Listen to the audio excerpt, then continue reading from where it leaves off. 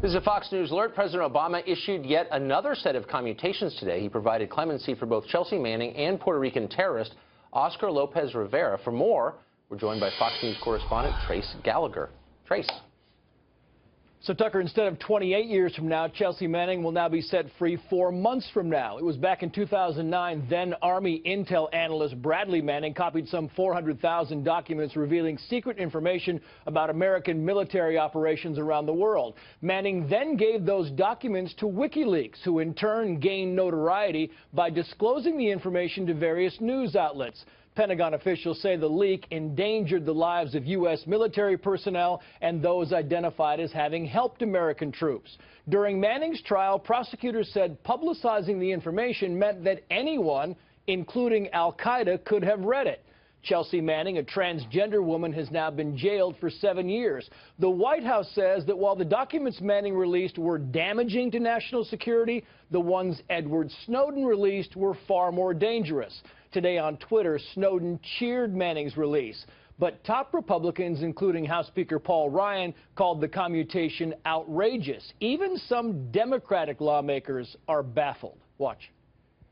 I'm really surprised that the president took this action, and I have concerns about what message we send about ultimately revealing sensitive national security documents.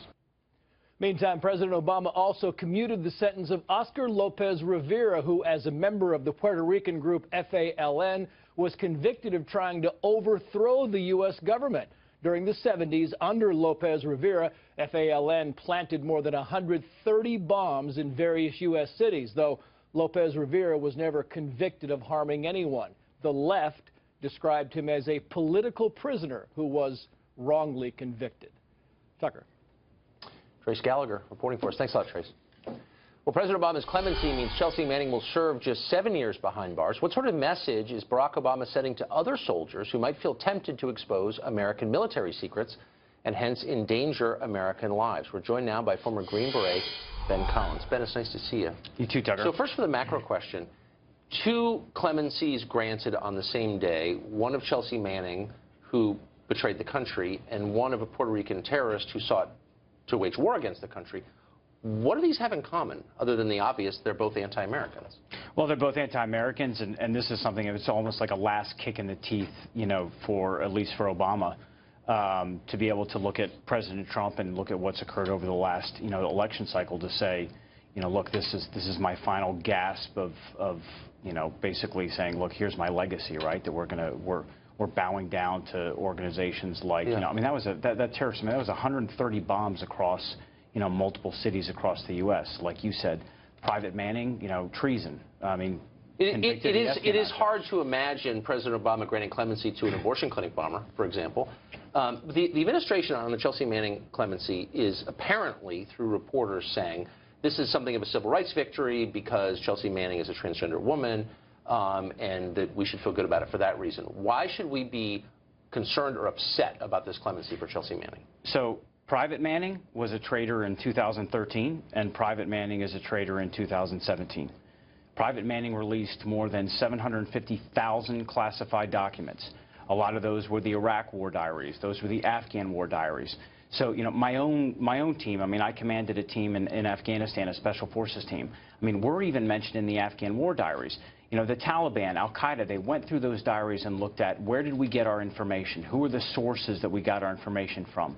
They were able to tie together at least times and places. Now, number one, that put lives at risk, real Afghan and Iraqi sources that were giving us information. But not just the back history, but also for the future. How else are we going to look at another future source on the ground in Iraq or Afghanistan and Syria and say, look, please come to give us some information, but, we're a little nervous now because you might get released through some sort of hacking.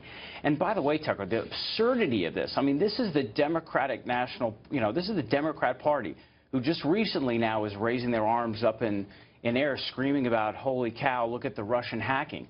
So this group, the Democrats that have been so concerned about hacking over the last 4 weeks, now just released a guy that gave one of the largest leaks to Assange and WikiLeaks in history. How do you think this is seen by active duty military? They're furious. This is a humongous slap in the face to active duty military and to the intelligence community. that work hard to safeguard these secrets. And people can say, well, there wasn't really anything that was inside of this. Look, the fact is, WikiLeaks wasn't even on the map until Bradley Manning issued that video of us bombing a site in Iraq. And they did it out of context. Now, the individuals that we bombed had a camera that resembled an RPG, but it was played to the world through WikiLeaks as if we just were bombing civilians. A lot of this spurred the Arab Spring, which destabilized the entire Middle East region, which is a lot of why we're still there today. Right. Hugely, hugely detrimental to what's going on. And they're furious. And what does this say to the private, right now, who's over, an intelligence analyst who has purview of classified documents, that you can be convicted of treason, of the Espionage Act, and be convicted for 35 years to jail, but you're only going to do 4? That's just disgusting, and that is such a horrible standard to set for this president. Well, and it's a little odd considering the number of Democrats who've accused the incoming president of, quote, treason because of his relationship with Russia. Finally, we don't really know why President Obama did this, and as emperor, he doesn't have to explain it to us and hasn't. But if you could speculate, why Bradley Manning? Of all the people sitting in American prison right now, why would the president want to release him? Well, like you said from the very beginning, there have been a lot of, requests, because it's a civil rights issue. Private Manning has tried to commit suicide a few times. Private Manning is a transgendered soldier who, they're clamoring for his release. So I think this is much more about legacy than it is justice or fairness. That's the absurdity of this. But then again, Tucker, look, for the last 8 years, how much have we seen has been entirely about President Obama's legacy. That's right. And not about the reality of the ground or the true security of this nation. Right. It's about sexual politics, which appeals to a certain sort of affluent Democratic donor. Absolutely. I get it. Okay. Ben Collins, that's depressing, but thank you for that. Thanks, Tucker.